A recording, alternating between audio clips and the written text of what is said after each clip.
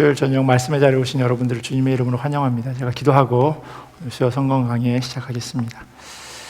참 좋으신 하나님 감사합니다. 수요일 저녁 우리를 말씀의 자리로 불러주시고 또 하나님께 나아와서 지난 3일 동안의 삶을 되돌아보고 다시금 하나님 주시는 말씀 가운데 엎드리고 또한 그 말씀대로 살아가기를 결단하는 이 자리로 불러주시니 감사합니다. 언제나 주님의 말씀이 우리의 삶 가운데 이정표가 되게 하시고 또한 우리 입에 꿀송이처럼 달아서 말씀을 듣고 읽고 또 그것을 살아내는 것이 감사함과 기쁨의 고백이 되어질 수 있도록 은혜로 도와여 주시옵소서. 함께 찬양으로 우리의 마음의 문을 주님께 올려드립니다. 마음의 문을 활짝 열게 하시고 주님께만 집중하는 시간 될 수 있도록 은혜로 도와여 주시옵소서. 감사하며 사랑이 많으신 예수님의 이름으로 기도합니다. 아멘. 우리 나이만 받으소서 같이 찬양하시겠습니다.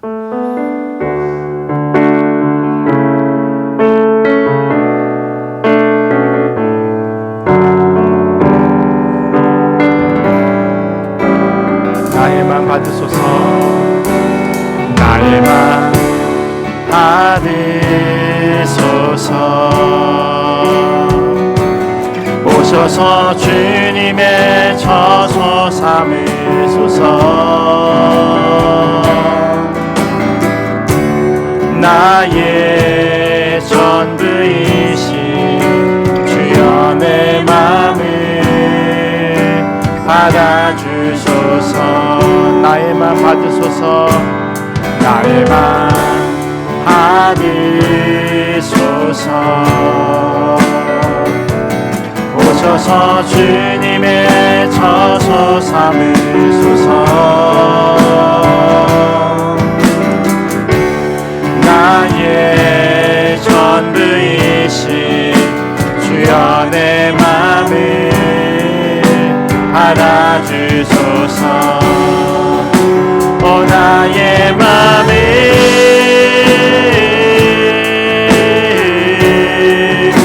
주님께 열었으니 주여 내게 오셔서 내 맘에 거하여 주옵소서. 주가 기뻐하는 주의 성전 되게 하소서. 나의 맘 받으소서. 오셔서 주님의 처소 삼으소서. 나의 전부이신 주여 내 맘을 받아주소서. 주여 내 맘을 받아주소서. 주여 내 맘을 주여 내 맘을 받아주소서. 우리 한 번 더 고백하겠습니다. 나의 맘 받으소서. 받으소서. 오셔서 주님의 처소 삼으소서.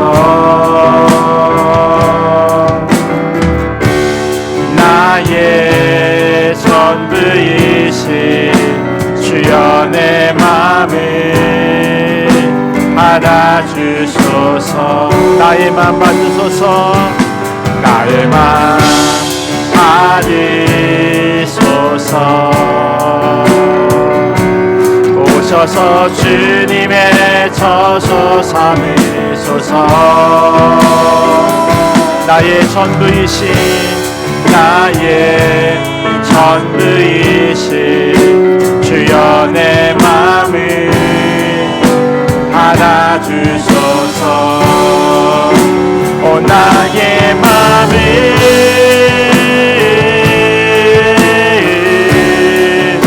주님께 열었으니 주여 내게 오셔서 내 맘에 거하여 주옵소서. 주가 기뻐하는 주의 성전 되게 하소서. 나의 맘 받으소서. 오셔서 주님의 처소 삼으소서. 나의 전부이신 주여 내 맘을 알아주소서. 주여 내 맘을, 주여 내 맘을 알아주소서. 주여 내 맘을, 주여 내 맘을 알아주소서.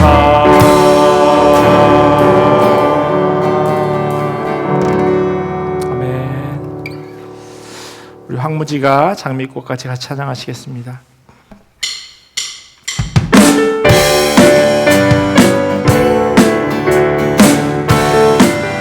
황무지가 장미꽃같이, 황무지가 장미꽃같이 피는 것을 볼 때에 울석함에 노래 부르며 거룩한 길 다니리.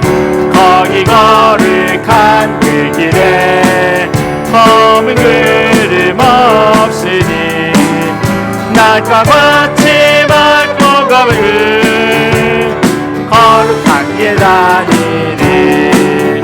하나님의 아름다움과 그의 영광 볼 때에 모든 괴로움 잊어버리고 거룩한 길, 마른 땅에 샘물 터지고, 마른 땅에 샘물 터지고 사막에 꿀을 때 기쁨으로 찬송 부르며 거룩한 길 다니리.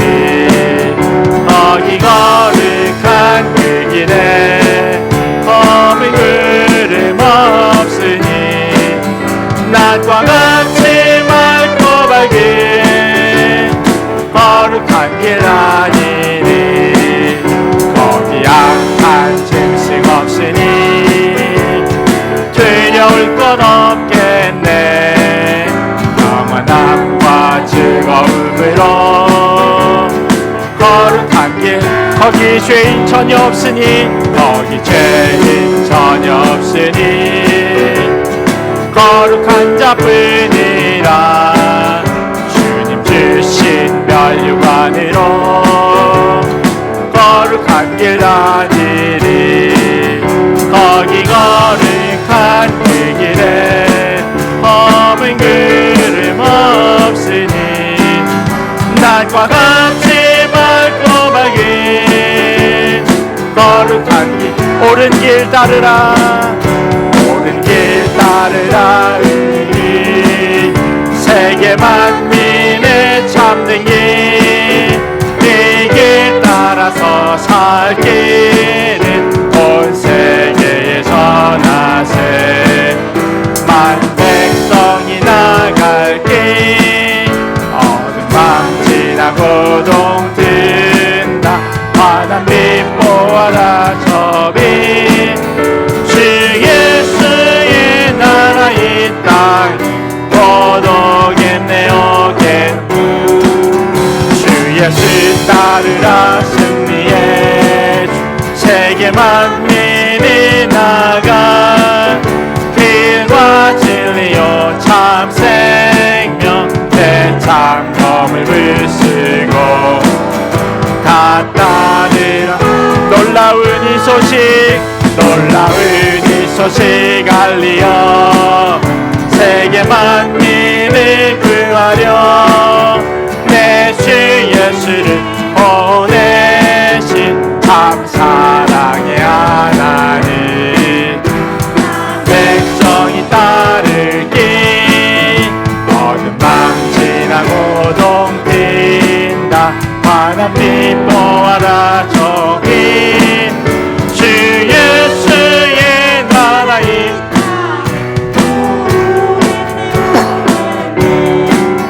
고난 길 헤치고 찾아온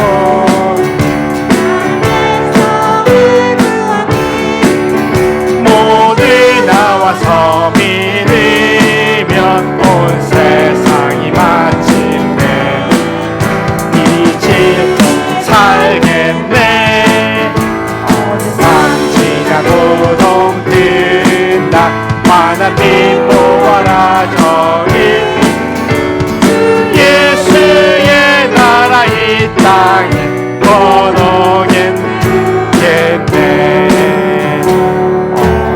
밤 지나서도 든다. 환한 빛 모아라 저기 주 예수의 나라 이 땅에 번호겠네 오겠네. 아멘. 저희가 앞으로 몇 주간 수요 성경 강의 때 이 믿음으로 서리라라고 하는 찬양을 할 겁니다. 가사에 담겨져 있는 그 의미들을 낯선 찬양이시겠지만 새기면서 그렇게 찬양하며 나아가겠습니다.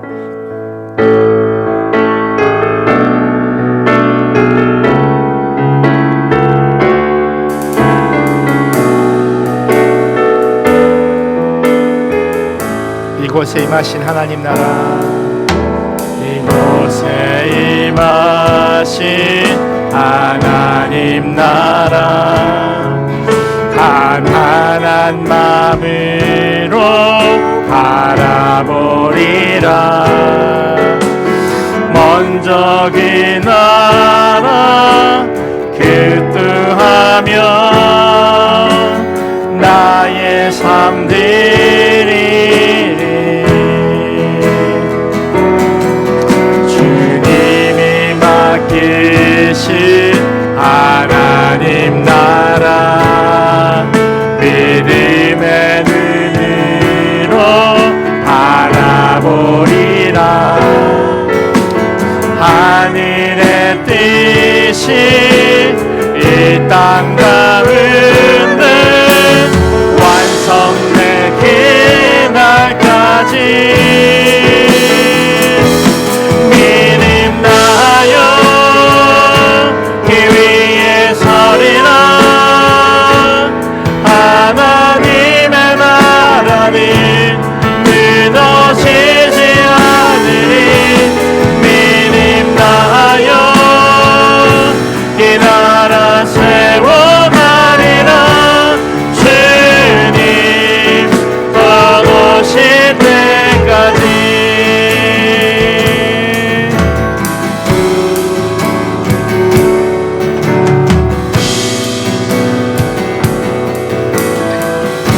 이곳에 임하신 하나님 나라, 이곳에 임하신 하나님 나라, 가난한 마음으로 바라보리라. 먼저 그 나라 그 뜻 구하며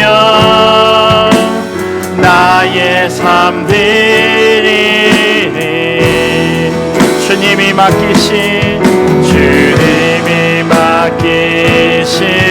하나님 나라, 믿음의 눈으로 바라보리라. 하늘의 뜻이 이 땅 가운데 완성되기 날까지 믿음 다여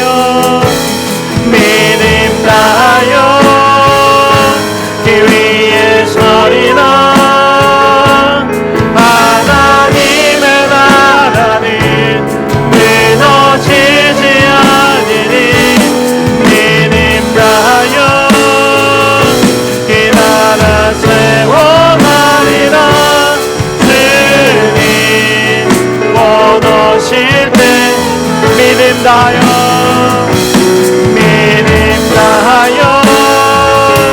그 위에 서리라. 하나님의 나라는 무너지지 않으리. 믿음 다여 그 나라 세워가리라. 주님 오신. 우리 한 번 더 고백하겠습니다. 믿음 다여 그 위에 서리라. 하나님의 나라는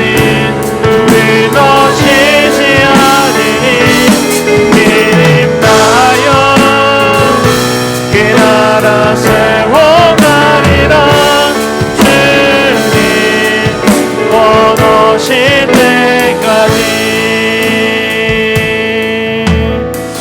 같이 기도하겠습니다. 하나님, 이 시간 하나님의 말씀을 듣기 위하여 주님의 자녀들이 모였습니다.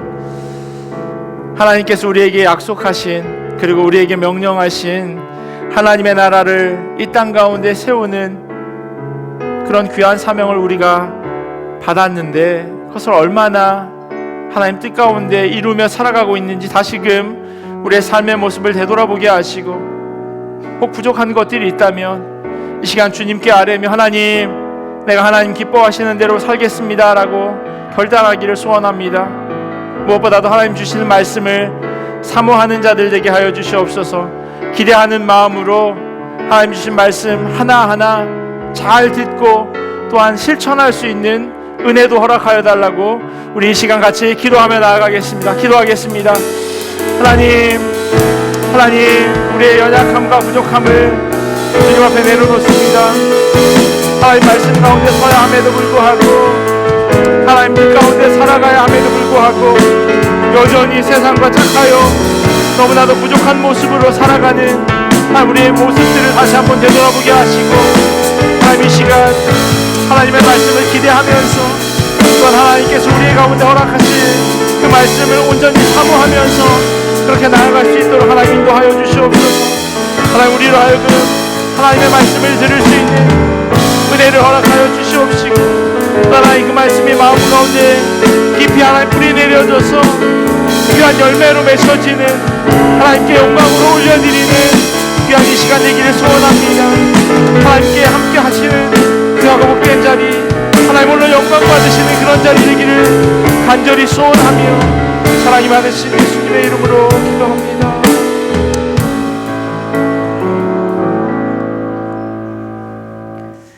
사랑의 하나님 아버지, 감사합니다. 새해 날들 주셔서 주님 주신 생명으로 살게 하시니 감사합니다. 십자가의 비밀을 아는 은혜를 주셔서 소망 가운데 살게 하시니 감사합니다. 말씀을 통해 우리가 서 있어야 할 자리에 서 있는지, 성령으로 거듭난 삶을 살고 있는지 우리 자신을 돌아보는 은혜의 시간 주셔서 감사합니다. 무엇을 먹을까, 무엇을 마실까, 무엇을 입을까 염려하면서 떠나지 못하는 인생을 불쌍히 여겨주시고 믿음 없음을 용서하여 주옵소서. 우리에게 있어야 할 것을 아시는 하나님 앞에 우리의 마음을 바로 세우며 복음의 증인으로 하나님의 뜻을 이루어드리는 제자된 삶을 살아가는 믿음의 공동체가 되게 하여 주옵소서. 맡겨주신 일들을 섬길 때에 기도보다 열심히 앞서지 않도록 더불어 마음을 같이하여 기도에 힘쓰는 교회 되게 하여 주옵소서. 청소년부 세미나와 유치부 여름성경학교 일정을 주님께 올려드리며 말씀으로 변화를 경험하고 믿음이 견고하게 세워지는 은혜의 시간이 되게 하여 주옵소서. 골프대회가 안전하게 이루어지며 교우 간의 사랑의 교제를 나누는 즐거운 친교가 이루어지게 하여 주옵소서. 항존 직분자 교육을 통해 맡겨주신 직분을 충성되이 잘 감당하는 주님의 신실한 일꾼으로 세움받게 하여 주옵소서. 복음의 증인으로 땅끝까지 주님의 사랑을 전하는 선교사들과 가정들을 돌아봐 주셔서 함께 동행하시는 주님으로 인해 새해 힘을 얻으며 어떤 상황 속에서도 낙심하지 않도록 마음과 생각을 지켜주셔서 사역에 주님 주시는 기쁨이 충만케 하여 주옵소서. 영육으로 고통 중에 있는 환우들의 간구에 귀 기울여 주셔서 작은 신음에도 응답하시는 긍휼의 하나님, 치료의 하나님을 만나는 은혜를 허락하여 주옵소서. 말씀을 전하는 이충민 목사에게 성령 충만함을 더하여 주셔서 오직 살아있는 능력의 말씀이 힘이 있어 듣는 각 심령 가운데 깊이 새겨지며 예수님 부활하심을 증언할 사람으로 살기를 다짐하는 은혜의 시간이 되게 하여 주옵소서. 예수님의 이름으로 기도드립니다. 아멘.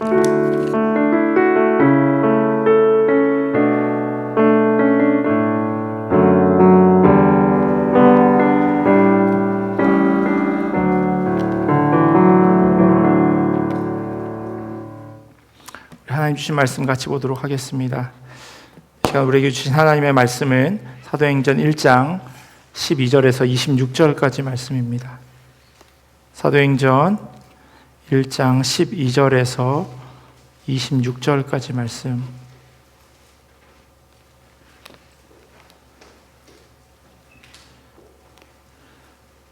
우리 찾으셨으면 한 절씩 교독하고 마지막 26절은 함께 읽도록 하겠습니다.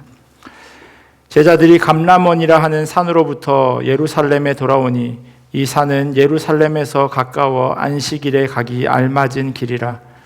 들어가 그들이 유하는 다락방으로 올라가니 베드로, 요한, 야고보, 안드레와 빌립, 도마와 바돌로메, 마테와 및 알페오의 아들 야고보, 셀로딘 시몬, 야고보의 아들 유다가 다 거기 있어 여자들과 예수의 어머니 마리아와 예수의 아우들과 더불어 마음을 같이하여 오로지 기도에 힘쓰더라. 모인 무리의 수가 약 120명이나 되더라.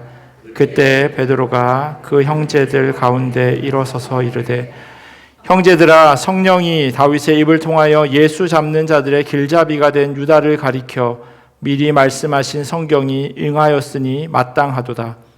이 사람은 본래 우리 수 가운데 참여하여 이 직무의 한 부분을 맡았던 자라. 이 사람이 불의의 삭스로 밭을 사고 후에 몸이 곤두박질하여 배가 터져 창자가 다 흘러나온지라. 이 일이 예루살렘에 사는 모든 사람에게 알려져 그들의 말로는 그 밭을 아겔다마라 하니 이는 피밭이라는 뜻이라. 시편에 기록하였을 때 그의 거처를 황폐하게 하시며 거기 거하는 자가 없게 하소서 하였고 또 일렀으되 그의 직분을 타인이 취하게 하소서 하였도다. 이러함으로 요한의 세례로부터 우리 가운데 올려져 가신 날까지 주 예수께서 우리 가운데 출입하실 때 항상 우리와 함께 다니던 사람 중에 하나를 세워 우리와 더불어 예수께서 부활하심을 증언할 사람이 되게 하여야 하리라 하거늘 그들이 두 사람을 하나는 바사바라고도 하고 별명은 유스도라고 하는 요셉이요 하나는 마띠아라. 그들이 기도하여 이르되 무 사람의 마음을 아시는 주여 이 두 사람 중에 누가 주님께 택하신 바 되어 봉사와 및 사도의 직무를 대신할 자인지를 보시옵소서. 유다는 이 직무를 버리고 제 곳으로 갔나이다 하고 함께 읽겠습니다. 제비 뽑아 마띠아를 얻으니 그가 11 사도의 수에 들어가니라. 아멘. 하나님의 말씀입니다. 제가 마케팅 관련된 글을 하나 읽었는데요. 제목이 한국어로 이렇게 번역하면 작업의 우선순위를 정하는 방법이라고 하는 그런 글이었습니다. 이게 이제 X축하고 Y축, 그 학교 다닐 때 수학 시간에 이렇게 그래프 그릴 때 이런 표가 있죠. 이제 가상의 X와 Y축으로 되어져 있는데요. 가로축은 시급성, 얼마나 빨리 일을 해야 되느냐라고 하는 거고, 세로는 얼마나 중요한가라고 하는 그것을 나타내는 표입니다. 이 도표를 해석해 보면요, 가장 시급하지 않고 중요하지 않은 것이 있는가 하면, 그러니까 제일 앞쪽에 있는 것, 반대로 가장 중요하고 빨리 해야 되는 그런 일들이 있습니다. 어떤 거는 중요하지만 천천히 해야 되는 일도 있고요. 또 어떤 일은 중요하지 않음에도 불구하고 빨리 해야 되는 그런 일들도 있습니다. 어떤 일을 함에 있어서 이걸 잘 구분해야 돼요. 만약에 중요하지도 않고 급하지도 않은 일을 먼저 하게 된다거나, 그 반대로 중요하고 급한 일을 느긋하게 뒤로 미룬다면 그 사람은 일을 잘 처리하지 못하는 사람입니다. 이건 어떤 분야에서나 마찬가지겠죠. 학창시절에요, 시험 기간이 되면 공부 잘하는 학생과 공부 못하는 학생이 이게 정확하게 구분이 되는 게 바로 책상에 딱 앉았을 때예요. 내일이 시험이면 뭘 해야 될까요? 시험 공부를 해야죠. 책을 봐야 합니다. 잘 정리되어 있는 노트를 본다거나 선생님이 중요하다고 이야기한 것, 그걸 먼저 보면서 시험 준비를 해야 될 겁니다. 그런데 어떤 학생은요, 갑자기 책상에 앉아서 이제 책상 정리를 하기 시작합니다. 저 표에 의하면 중요하지도 않고 시급하지도 않은 일이에요. 그런데 크게 눈에 보이는 걸 어떻게 해요? 이게 이제 공부 잘 못하는 학생과 공부 잘하는 학생, 그 차이를 나타내는 모습이 아닐까 싶습니다. 오늘 본문 가운데 등장하는 두 가지 사건이 있어요. 첫 번째 사건, 두 번째 사건. 첫 번째 사건은 함께 모여서 기도한 사건이고, 두 번째 사건은 사도를 세운 그 사건입니다. 이 두 가지 사건, 이 모두가요, 바로 조금 전에 보여드린 그 도표와 마찬가지로 중요하면서 시급한 문제, 그걸 어떻게 처리해 나가는가라고 하는 걸 잘 보여주는 대목입니다. 사도행전이 시작하면서 기록된 첫 번째 사건은 예수님의 승천 사건입니다. 저희가 지난주에 같이 본 사건이에요. 예수님께서 예루살렘을 떠나지 말라고 말씀하시면서 아버지께서 약속하신 것, 그것을 받을 때까지 기다리라 말씀하셨어요. 그리고 나서 이들에게 다음과 같은 명령을 하시죠. 사도행전 1장 8절에 있는 말씀입니다.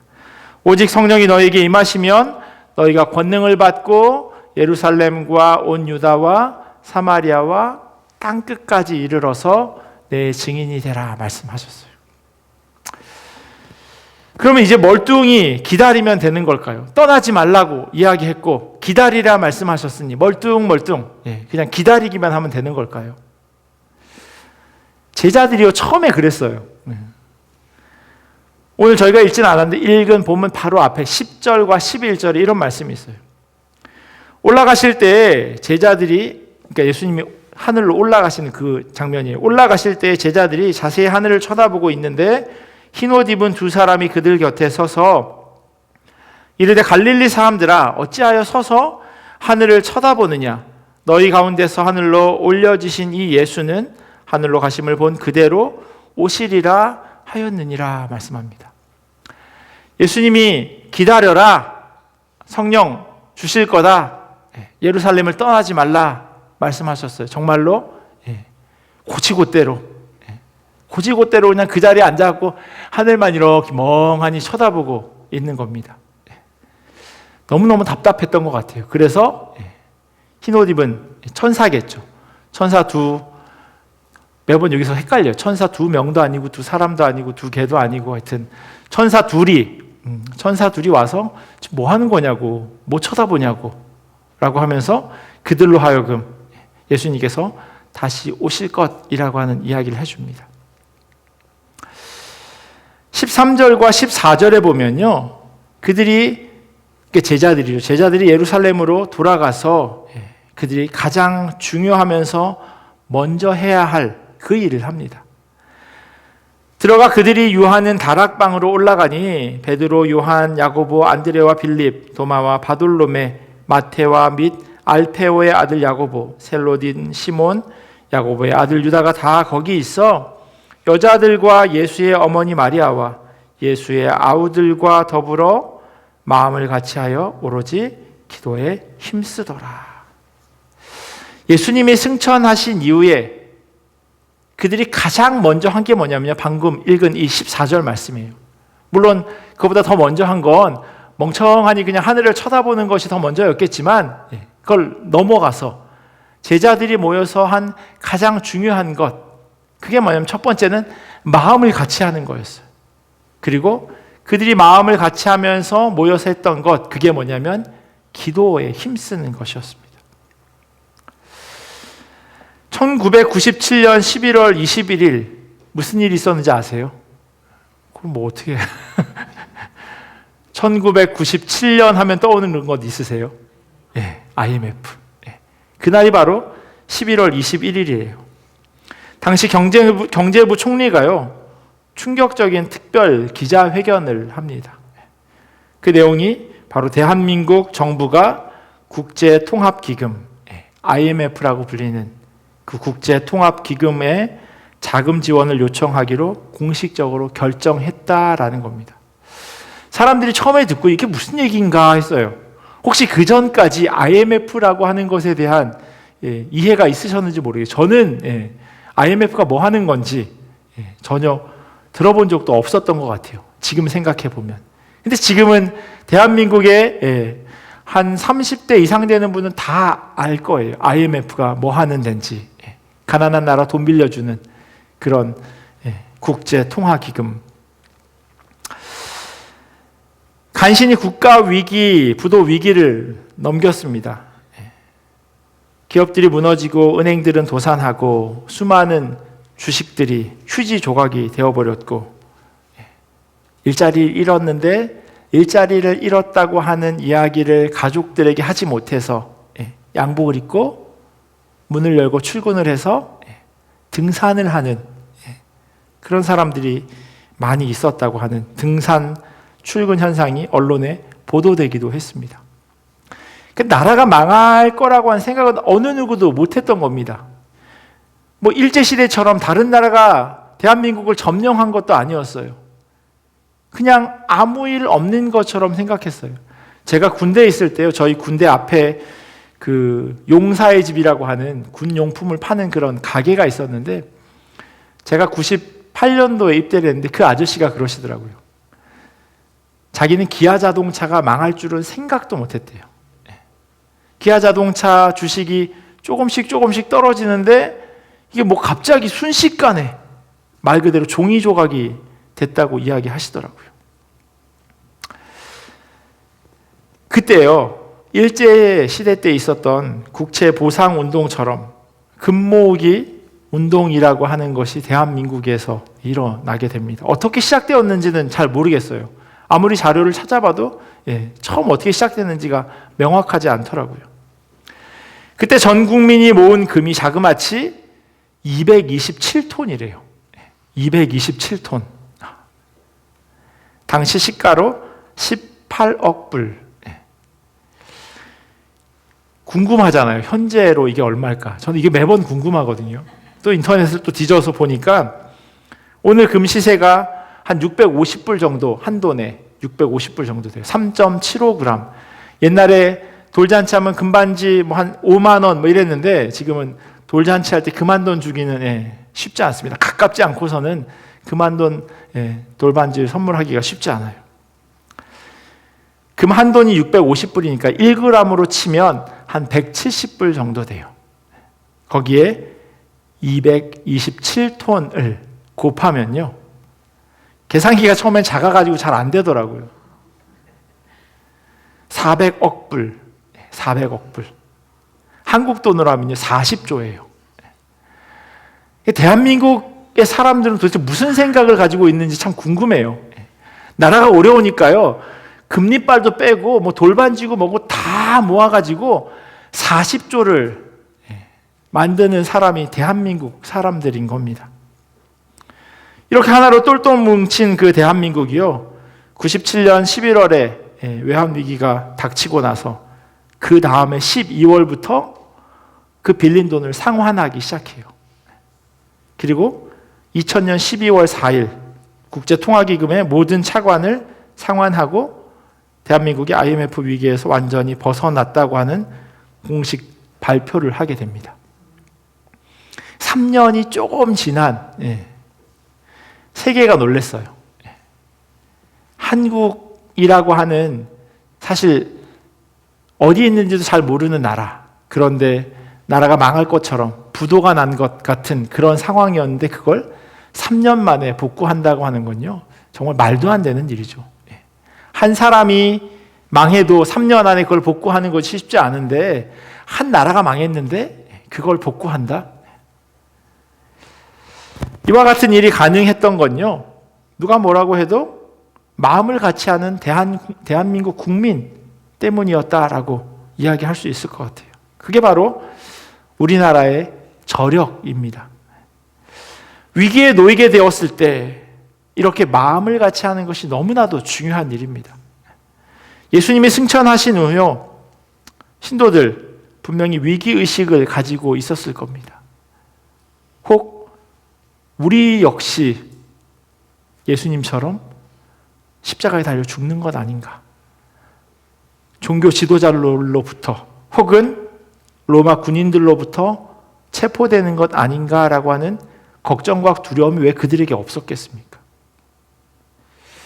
마음을 같이 하여라고 번역된 이 단어의 원뜻은요, 한 마음으로, 하나의 열정으로라고 하는 의미를 담고 있습니다. 그 마음을 가지고 사람들이 한 게 뭐냐면요, 기도하는 거였어요. 마음을 같이 하는 것도 정말 중요한데, 그리고 그것보다 더 중요한 건 무엇을 했는가입니다. 외환위기 때 한국 사람들이 마음을 같이 해서 금을 모았다면, 예수님이 승천하신 이후 성도들은 함께 모여서 마음을 같이 해서 기도하기에 힘썼다고 성경은 기록합니다. 오로지 기도하기 힘썼대요. 다른 것 하지 않고 오직 거기에만 집중했다고 기록합니다. 가장 중요하게 생각했던 것이 기도였고요. 그래서 기도하는 것에만 집중했던 겁니다. 아주 끈질기게요. 이렇게 기도한 이유는 단 하나였어요. 주님의 약속 때문입니다. 예수님께서 승천하신 후 이들이 두려움과 걱정 가운데 사로잡혀 있을 수 있는데, 그럼에도 불구하고 그들이 한 열흘 정도 계속해서 모여서 기도했던 이유는 바로 예수님의 약속 때문이었습니다. 주님, 우리를 구해 주십시오. 혹은 우리에게 필요한 것이 있습니다. 라고 그들이 기도하고 싶었을 겁니다. 하지만 이들은 한 마음으로 주님께서 약속하신 것을 기다리는 기도를 하게 됩니다. 그리고 10일이 지나서 오순절이 되었을 때 그들은 성령을 경험하게 됩니다. 예수님을 따르는 사람들이 가장 중요하게, 그리고 가장 먼저 했던 것, 기도였음을 우리는 잊지 말아야 할 겁니다. 김기성 목사님이 이런 비유를 사용하는 걸 들었어요. 무슨 글자인지 아세요? 망. 두 번째는요, 망. 세 번째는, 첫 번째, 두 번째도 망이었으면 대충 세 번째도 그냥 묻어서 그냥 망. 맞아요. 세 개의 글씨가 다 망이라고 하는 그런 단어예요. 첫 번째가 망할 망자인데요. 이 망자에 마음이 아래 있으면 잊어버릴 망자래요. 그리고 왼쪽에 있으면 바쁠 망이라고 합니다. 우리가 때로는요, 기도하지 못할 때가 있어요. 잊어버릴 때가 있다는 거예요. 너무 바빠서 혹은 잊어버려서. 기도의 자리 가운데 나가지 못하는 겁니다. 그게 뭐라고 이야기하냐면 망하는 길이라고 김기성 목사님은 이야기하더라고요. 잊어버릴 게 따로 있고 바빠서 기억하지 못할 게 따로 있지. 기도를 그러면 망하게 된다, 그렇게 이야기합니다. 무엇 때문에 바빠서 기도도 제대로 못할까요? 그 바쁨이 기도보다, 하나님께 나아가는 것보다 더 중요합니까? 라고 우리 스스로는 질문해 보아야 합니다. 잊어버려야 할 것, 그건 기도가 아니라요, 문제를 놓고 고민하는 우리의 마음입니다. 우리가 어떻게 해결할 수도 없는 그 문제를 그냥 붙들고 씨름하는 거예요. 이걸 잊어버려야 하는데, 이걸 내려놓아야 하는데, 그럼에도 불구하고 오히려 그걸 붙잡고 씨름한다는 거죠. 우리는 고민하는 마음을 잊어버리는 것이 아니라 기도하는 것을 뒤로 해버릴 때가 참으로 많이 있습니다. 예수님께서는요, 여러 차례 기도와 관련한 비유를 말씀하셨어요. 과부와 불의한 재판장의 비유를 통해서요, 간절히 매달리면서 기도하는 것을 우리에게 말씀하셨습니다. 성경에서 가장 도움이 필요한 게 바로 고아와 과부죠. 고아는 남편이 없고, 과부는 남편이 없고, 그리고 고아는 부모가 없기 때문에 어떤 불의한 일, 속상한 일, 자기를 이렇게 방어해줄 그 담, 벽, 그게 없는 존재들이 바로 과부와 고아입니다. 그런데 재판관에게 과부가 자기를 괴롭히는 자들, 그들에 대해서 대신 원수 갚아주기를 간청합니다. 이 부에요, 이 재판관에 대해서 뭐라고 설명하냐면, 하나님을 두려워하지 않고 사람도 존중하지 않는 재판관이라고 이야기합니다. 막무가내인 거예요. 이런 표현이 맞는지 모르겠지만 그냥 개망나니 같은 그런 재판관인 겁니다. 다른 사람 신경 쓰지 않는 거예요.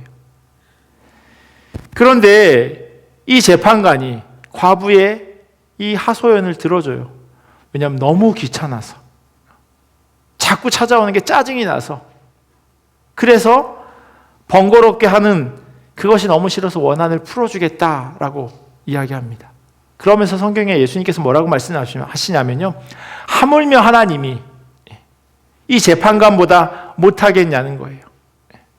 하나님이면 더 좋으신 분이잖아요. 그러니 우리가 필요한 것을 하나님께 구할 때 하나님이 왜 안 주시겠냐라고 하는 의도로 말씀하십니다. 그러니까 간절히 주님을 찾으라는 말씀이죠. 누가복음 18장에 나오는 이 비유는요, 예수님께서 항상 기도하고 낙심하지 말아야 할 것을 비유로 말씀하시며 이르시되라고 시작하고 있어요.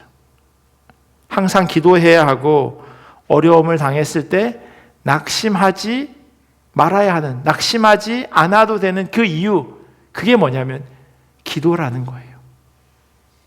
우리의 삶 가운데 어려움이 당연히 있을 것이라고 말씀하세요. 너는 살아가면서 예수 잘 믿으면 어려운 일이 없을 거라고 예수님 말씀하지 않으세요. 당연히 있을 거래요. 지난주에 설교 말씀 나눈 것처럼 뭐 좋은 사람, 나쁜 사람 똑같이 비가 내립니다. 너무나도 안타까운 소식이 미국에서 들려왔어요. 텍사스에서 비가 너무 많이 와서 많은 청소년들이 생명을 잃었더라고요. 그 가운데는 수련회로 참여한 아이들도 있었어요. 너무나도 안타깝고 속상하고 아마 그 아이들의 부모들 분명히 동일한 질문을 할 겁니다. 하나님, 우리 아이가 다른 데도 아니고 기독교 수련회에 갔는데 이게 무슨 일입니까? 참담해서 황망해서 정말 기도할 수도 없는 그런 상황 가운데 놓여 있을 것 같습니다. 그 마음을 우리가 어떻게 헤아리겠습니까? 그런데요, 그런 일이 믿음의 사람들의 삶 가운데 생긴다는 거예요. 마치 소설의 복선처럼 후에 예수님께서 내가 당할 고난의 때 너희들은 기도하는 자리에 있어야 한다라고 제자들에게 말씀해주는 그런 의미로도 여겨집니다. 그 누가복음을 쓴 그 누가가 사도행전을 쓰잖아요. 사도행전을 쓰는 그 당시 제자들, 예수님께서 하셨던 그 말씀을 아마 다시금 기억할 수 있었을 겁니다. 맞아, 예수님이 얘기했던 게 이거구나, 이때 기도하라고 하는 것이었구나 라고 하는 것을 다시금 기억할 거예요. 제자들이 예수님을 따라다녔던 시간 가운데서 이러한 예수님의 가르침에 대해서 배웠지만 사실은 실천하지 못했어요. 그랬기에 십자가 사건 앞에서 예수님을 모른다고 대부분 부인했겠죠. 예수님처럼 살려고 노력하는 그러한 모습이 아니라 그냥 졸졸 따라다니며 시간만 허비했던 그런 사람들이었는지도 모르겠습니다. 근데 교회에도 이와 비슷한 분들이 계세요. 10년, 20년, 30년, 40년 평생을 교회를 다니지만 예배만 보고 가는 분이 계시다는 거예요. 그 믿음의 연수가 길지 않을지라도 진심으로 예수님의 삶을 따라 살려는 그런 삶의 결심이 없다면요, 그냥 예배 잘 보고 가는 겁니다. 마치 TV 드라마 보는 것처럼, 무슨 쇼 보는 것처럼, 아, 오늘도 잘 봤다, 그러고 가는 거죠. 예수님이 부르시는 사람은요, 이런 자들이 아니에요. 잘 보고 그냥 가는 사람들이 아니라는 거예요. 예수님의 그 말씀대로 따라 살아가는 사람들을 예수님은 찾으세요.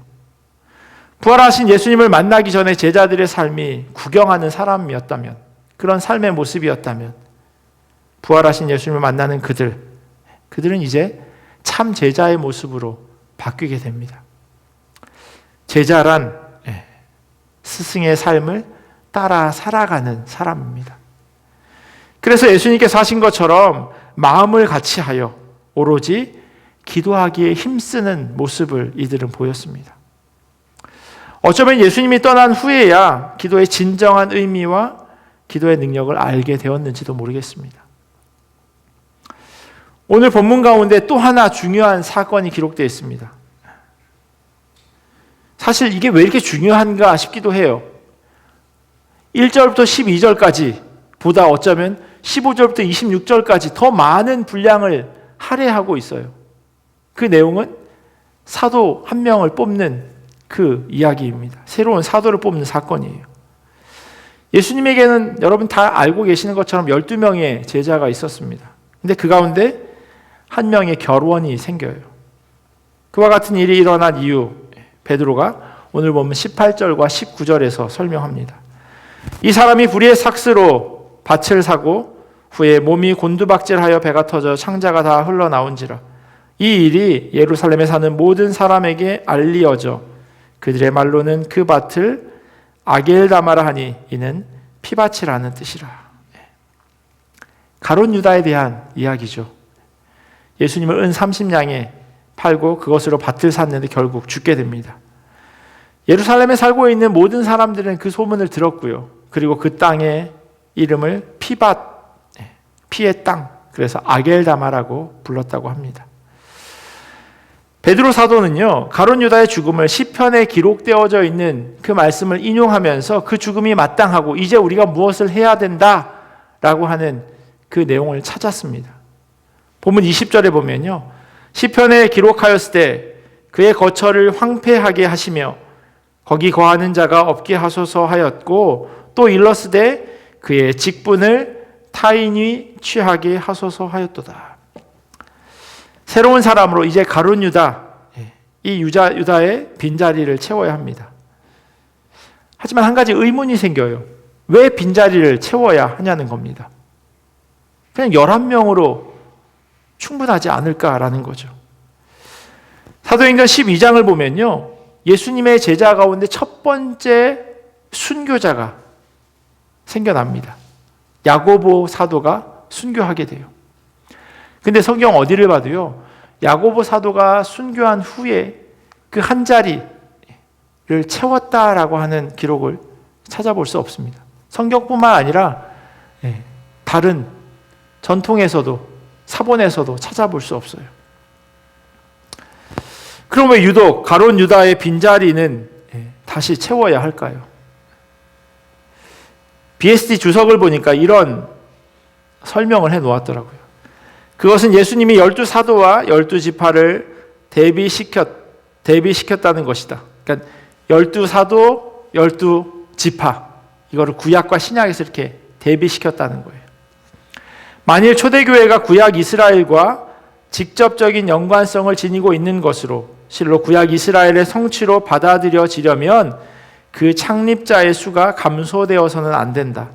수년 후에 야고보가 죽을 때 그를 대신할 사람을 뽑을 필요가 있는 것으로 생각되지 않는다. 왜냐하면 그는 변절하지 않았으며 죽기까지 충성했기 때문이다. 누가복음 22장에 보면요, 제자들이 서로 말다툼하는 장면이 있습니다. 그 이유는 누가 높으냐, 우리 중에 누가 높으냐라고 하는 그 제목 때문에 서로 싸워요.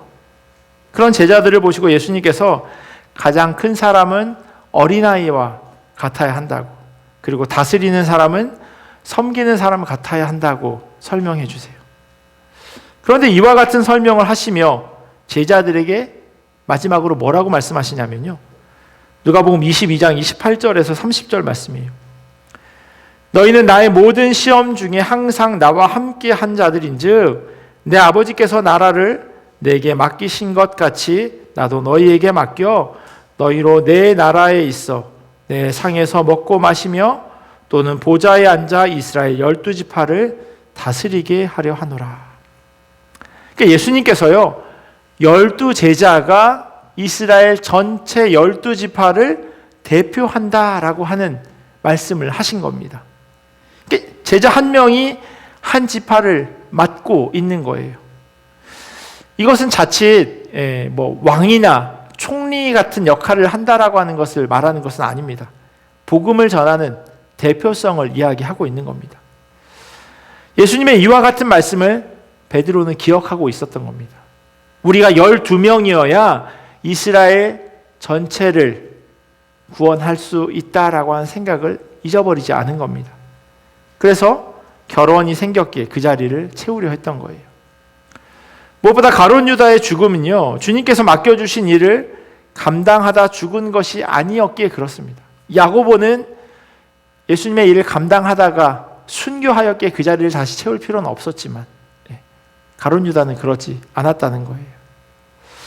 이렇게 사도를 뽑는데 기준이 있었습니다. 21절과 22절 말씀 보시면 이러함으로 요한의 세례로부터 우리 가운데서 올려져 가신 날까지 주 예수께서 우리 가운데 출입하실 때에 항상 우리와 함께 다니던 사람 중에 하나를 세워 우리와 더불어 예수께서 부활하심을 증언할 사람이 되게 하여야 하리라 하거늘. 예수님의 공생의 사역 동안 함께 했던 사람, 그 사람 가운데 한 사람을 제자로 뽑아야 한다라고 이야기하고 있습니다. 이게 자격 조건이에요. 그리고 또 하나, 부활의 증인이어야 한다는 겁니다. 그냥 단순히 한 사람을 모자라니까 한 사람을 채우는 그런 조건으로 이해할 수도 있지만요, 이건 사도가 뭐 하는 사람인지, 사도의 역할이 무엇인지를 이야기하는 겁니다. 그래서 사도행전에 시작하면서 아주 많은 분량을 여기에 할애하고 있는 겁니다. 오늘날 예수님과 함께 다니던 사람들을 만날 수 없어요. 그죠? 2000년이 지났으니까 만날 수 없는 게 당연하죠. 하지만 사도 바울처럼 또 다른 의미의 사도들이 있습니다. 고린도전서 15장을 보면요, 사도 바울이 스스로를 이렇게 이야기합니다. 맨 나중에 만삭되지 못하여 난 자 같은 내게도 보이셨느니라. 그러니까 예수님께서 사역하시는 동안에 자기는 만난 적이 없다는 거예요. 부활하신 이후에 예수님을 내가 만났다는 겁니다. 9절에 보시면 나는 사도 중에 가장 작은 자라. 나는 하나님의 나라를 박해하였으므로 사도라 칭한받기를 감당하지 못할 자니라. 사도 바울은요, 사도행전 1장에서 새롭게 뽑히는 사도의 자격 조건에 충족한 사람이 아니에요. 그래서 그는 사역 내내 사도성 문제를 가지고 시비를 사람들로 하여금 받게 됩니다. 예수 믿는 사람을 박해했고 예수님과 함께 사역한 사람이 아니라는 것이 이 사도 바울의 핸디캡이었어요. 그러나 사도의 자격 요건 중에요, 두 번째 항목, 예수님께서 부활하심을 증언할 사람, 여기에는 사도 바울이 충분했습니다.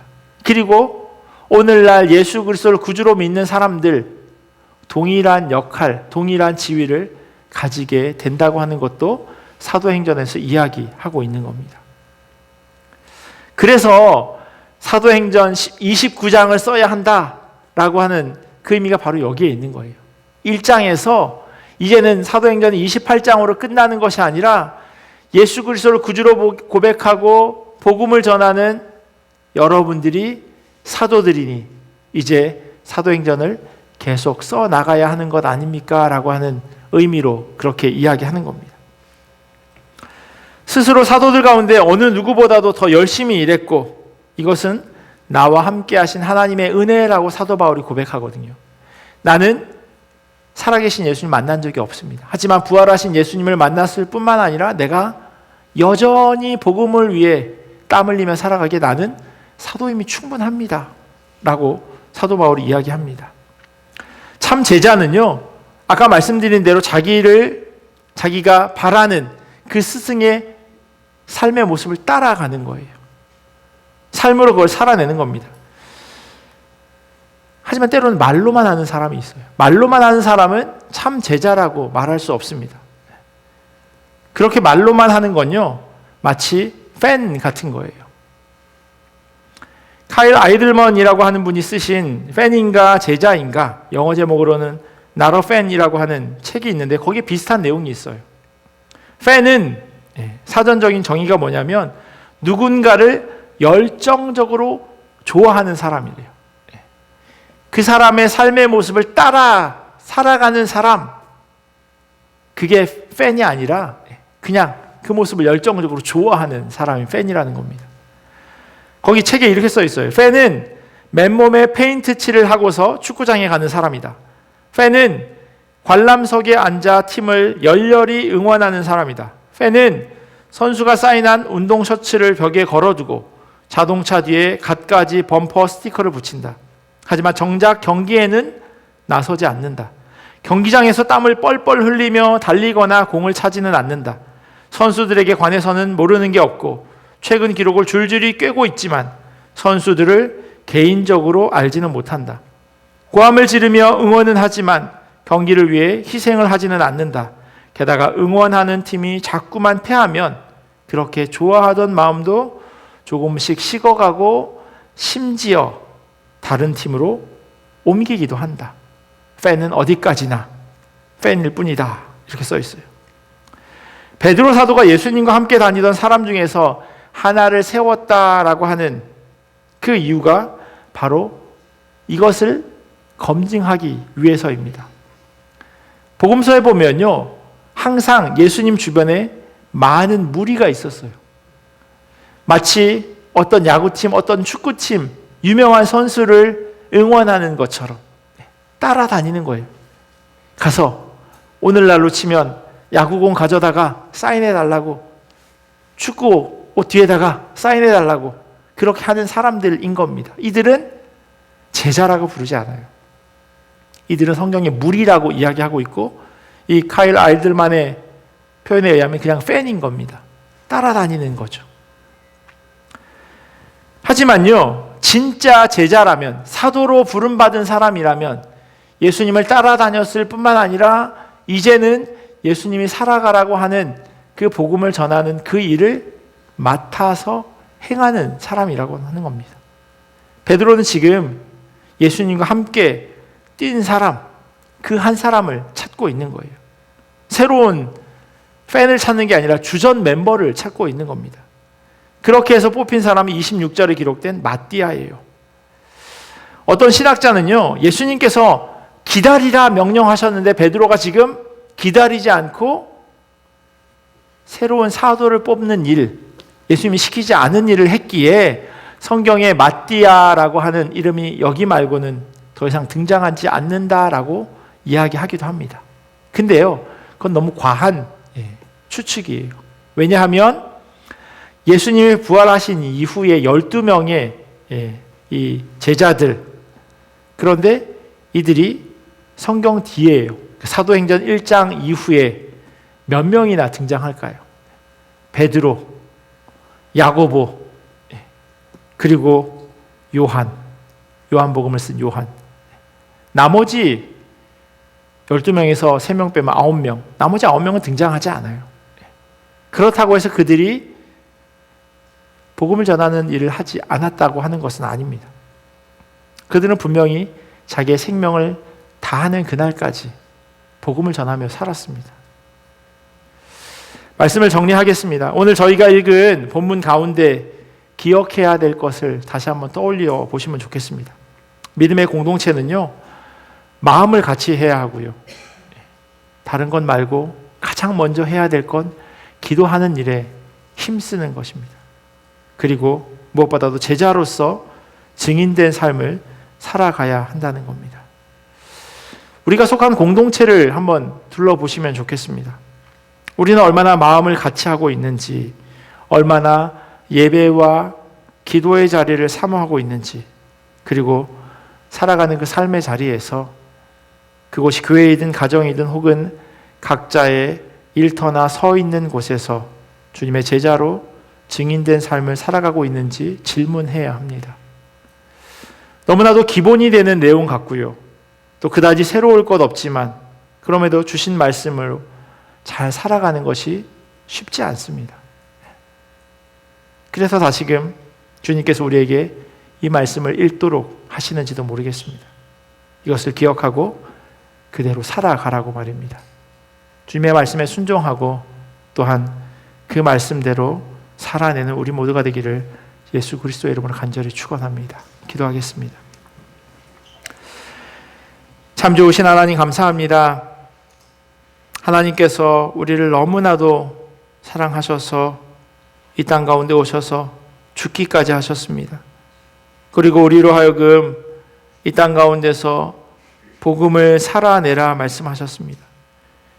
우리 스스로 그렇게 하기에 너무나도 부족하여 기도함으로 성령 받고 또한 그 힘으로 우리가 그렇게 살아갈 수 있을 줄 압니다.